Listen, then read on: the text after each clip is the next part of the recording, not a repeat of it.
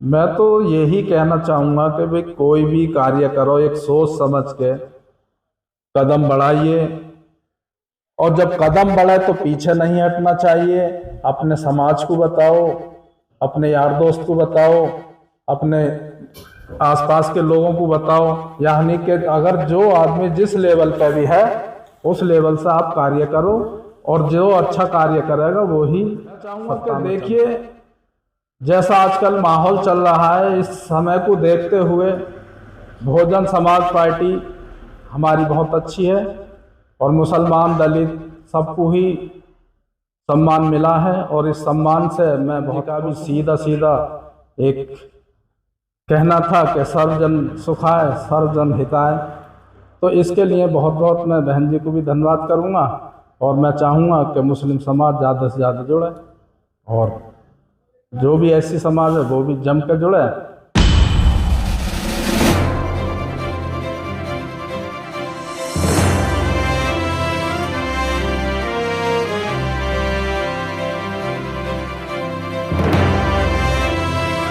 सभी साथियों को नमस्कार। मैं अरुण कुमार, आप देख रहे हैं अंबेडकर प्राइम चैनल।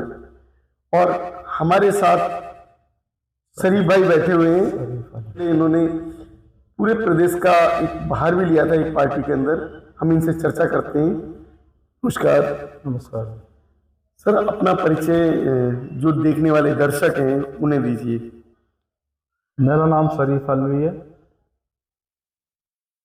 और आपके गरिमा गार्डन में हम रहते हैं। रेजिडेंशियल भी है और अपना ऑफिस भी है।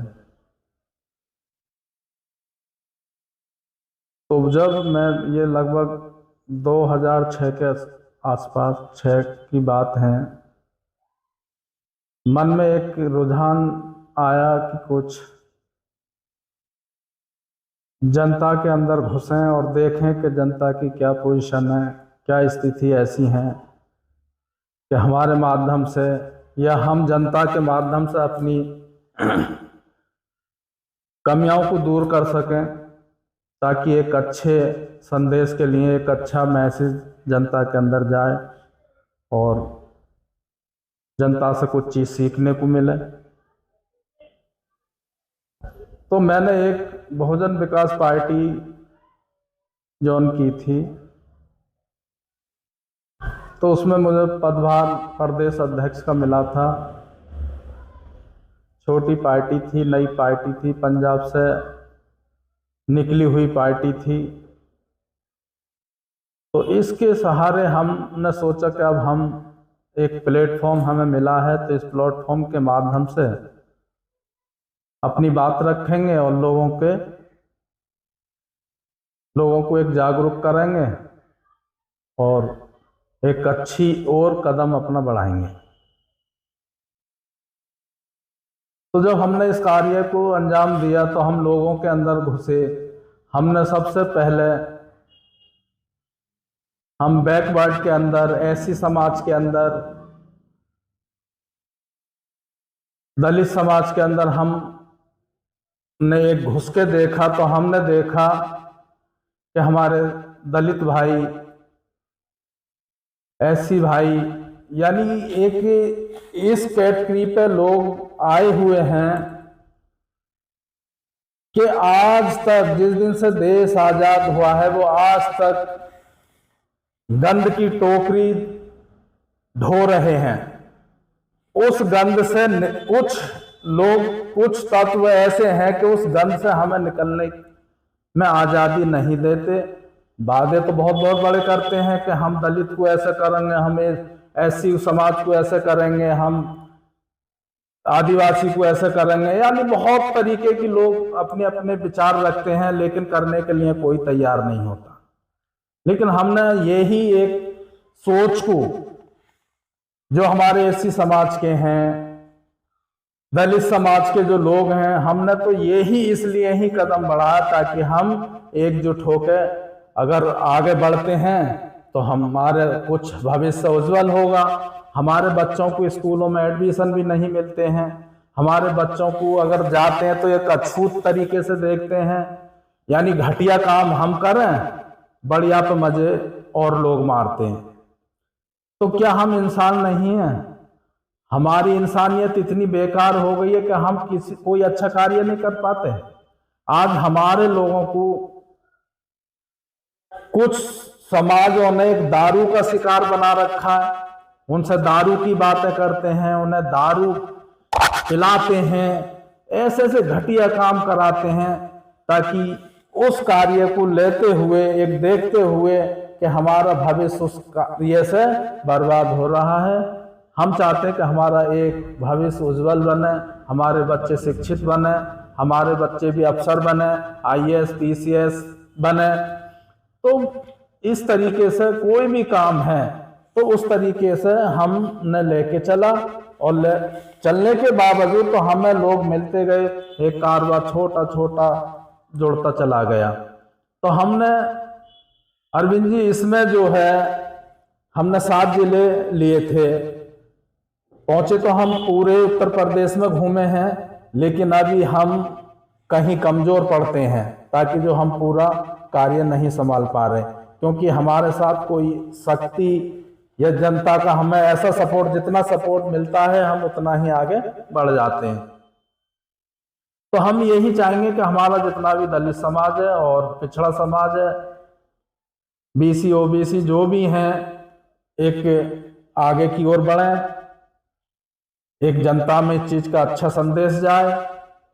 संदेश के साथ साथ हम आपके माध्यम से, आपके चैनल के माध्यम से, बड़े सौभाग्य की बात है कि आज हमारी बात को आप आगे बढ़ाने का कार्य करेंगे, और हमें आपसे पूरी उम्मीद है कि आने वाले समय में एक दिन कोई अच्छा कार्य हम कर पाएंगे।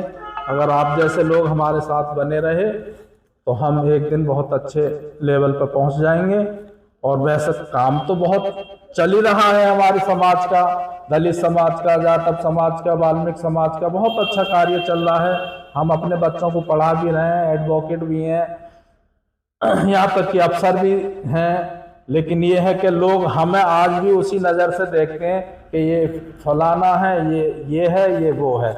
तो हम चाहते हैं कि हर इंसान के दिल से एक ही गंध साफ होनी चाहिए, क्योंकि हम भी इंसान हैं और सामने वाला भी इंसान है। सर मैं जानना चाह रहा हूँ कि जैसे जो आज के समय जी जो कंडीशन बनी हुई है, जो सरकार अभी वर्तमान में सरकार है, उस सरकार के रहते हुए अभी घटनाएं हो रही हैं, SC ST पर हो रही हैं, मुस्लिम पर हो रही हैं, क्या ये घटनाएं रोकी जा सकती हैं? देखिए, रोकी तो जा सकती हैं, यदि हमारा रहबर सही हो तो सारे काम होते हैं। लेकिन रहबर साहब ने ढील दे रखी है, कहीं SC परेशान हो रहा तो कहीं मुस्लिम परेशान हो रहा तो कहीं दलित परेशान हो रहा। क्या कारण है भाई ये परेशानी का? आज छोटी छोटी सी बातों के ऊपर लोगों को मार दिया जाता है। यहां तक की है कि आज आप मीडिया के अंदर देखते होंगे कि लोग ऐसी ऐसी घटियाएं बात करते हैं, ऐसे ऐसे जो अच्छे पढ़े लिखे हैं, सम्मानित पद पे हैं, वो भी गलत बात करते हैं और उनके लिए कोई भी कार्रवाई नहीं होती। अभी जो जैसे घटना हुई थी प्रताप विहार मेट्रो के पास दिल्ली के अंदर, वो एक नमाज पढ़ने के समय जो जुम्मे की नमाज थी, और उस समय जुम्मे की नमाज में वो इंस्पेक्टर लात मार रहे थे, ये इस तरीके से घटनाएं जो हैं वो कैसे देख रहे हैं आप? देखिए, ये एक उनके अंदर एक भावना ऐसी कूट कूट के भर दी है किसी समुदाय के खिलाफ कि आप इस तरीके से करो, जो होगा वो देखा जाएगा बाद में। अब मान लीजिए उस बंदे को सस्पेंड कर दिया, प्लान तो उनकी पहले से ही थी। यदि ऐसा होता है, मान लीजिए अगर 2-4 मिनट को एक बाधा आ गई, वो भी एक सड़क के किनारे, ना कि पूरा रोड जाम था, वो भी एक सड़क के किनारे, इस तरीके की एक भीड़ के कारण एक नमाज ही तो अदा कर रहे हैं, कोई वहां पे कोई पाठ तो किसी चीज का होना रहा, कोई गाना बजाना तो था ही ना। नहीं, बोल सकते थे इंस्पेक्टर को कोई प्रॉब्लम थी कि यहाँ से हट जाओ?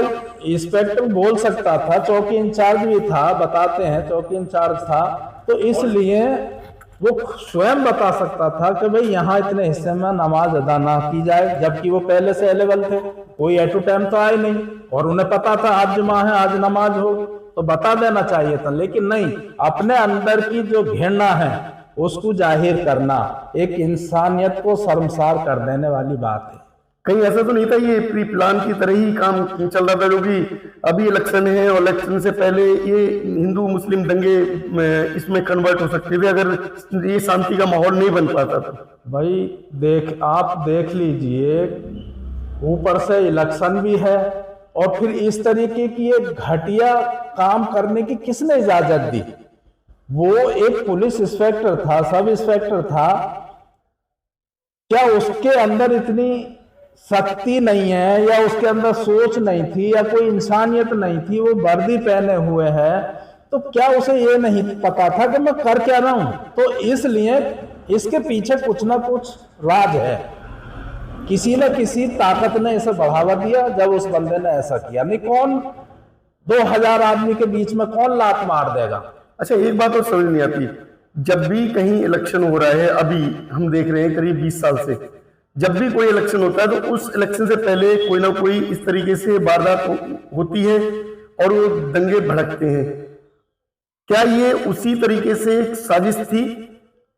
देखिए, सबको मालूम होता है कि यहाँ क्या होने वाला है या क्या करने वाले हैं। सब ने एक जैसा कि एक यूनिट तैयार करते हैं कि आपको ये काम कर देना है।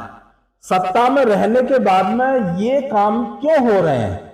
उल्टे सीधे कार्य क्यों हो रहे हैं? सरकार में रहने के बाद भी उल्टे सीधे बयानों का दे देना, ये क्या अच्छा ही है? जबकि मोदी जी ने साफ कहा है सबका साथ, सबका विकास, सबका विश्वास। तो मतलब ये कौन सा विश्वास होगा या कौन सा साथ होगा? ये तो केवल दिखावा ला, मैं तो ऐसा लगता है दिखावा। ये बिल्कुल जाहिर सी बात है, दिखावा है। हाथी के दांत खाने के और होते हैं, दिखाने के और होते हैं। बिल्कुल बिल्कुल वही शायद ये चाल अभी सरकार चल रही है, जो मोदी सरकार, कि दिखाने के लिए कुछ और है और हकीकत में कुछ और। बिल्कुल सच्चाई है। तो ये जो हमारा जो आने का भी मेन आपके साथ जो मकसद है, 2024 का चुनाव है। 2024 के चुनाव में क्या हम दलित भाइयों में SC ST और मुस्लिम, OBC भी आ जाते हैं, लेकिन मुख्य है SC ST और दलित मुस्लिम, क्या हम एकजुट होकर और बहुजन समाज पार्टी को समर्थन दे सकते हैं? हाँ बिल्कुल दे सकते हैं, उसमें ना का तो कोई मतलब नहीं है। क्योंकि बहन जी ने जितना सम्मान बहुजन समाज पार्टी के अंदर मुस्लिम समाज को दिया, उतना सम्मान किसी और वर्ग को शायद मिला हो। सबसे अधिक जो है मंत्री परिषद में जो अहमियत दी थी, मंत्री बनाए थे, वो बहन जी ने बनाए थे। तो देश को, अपने देश के मुसलमान भाइयों को क्या संदेश देना चाहेंगे?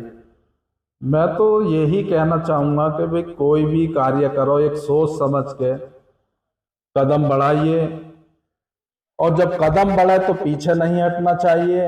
अपने समाज को बताओ, अपने यार दोस्त को बताओ, अपने आसपास के लोगों को बताओ, यानी कि अगर जो आदमी जिस लेवल पर भी है उस लेवल से आप कार्य करो, और जो अच्छा कार्य करेगा वो ही सत्ता में चमकेगा। बहुजन समाज पार्टी के लिए एक संदेश अपने मुस्लिम भाइयों को दीजिए। मैं चाहूंगा कि देखिए, जैसा आजकल माहौल चल रहा है, इस समय को देखते हुए बहुजन समाज पार्टी हमारी बहुत अच्छी है और मुसलमान दलित सबको ही सम्मान मिला है, और इस सम्मान से मैं बहुत खुश हूँ कि बहुजन समाज पार्टी अगर मेरे लिए कुछ करे, मुझे एक छोटा सा पद भी दे, तो भगवान न चाहा मैं उसके लिए कार्य करूँगा और सर्व समाज को जोड़ूंगा। जबकि बहन जी का भी सीधा सीधा एक कहना था कि सर्वजन सुखाय सर्वजन हिताय, तो इसके लिए बहुत बहुत मैं बहन जी को भी धन्यवाद करूँगा, और मैं चाहूँगा कि मुस्लिम समाज ज़्यादा से ज़्यादा जुड़े, और जो भी ऐसी समाज है वो भी जम के जुड़े। देखा जाएगा आने वाले 2024 में जो होगा, जम के मेहनत करो, भगवान फल देगा। इसी के साथ नमस्कार। नमस्कार।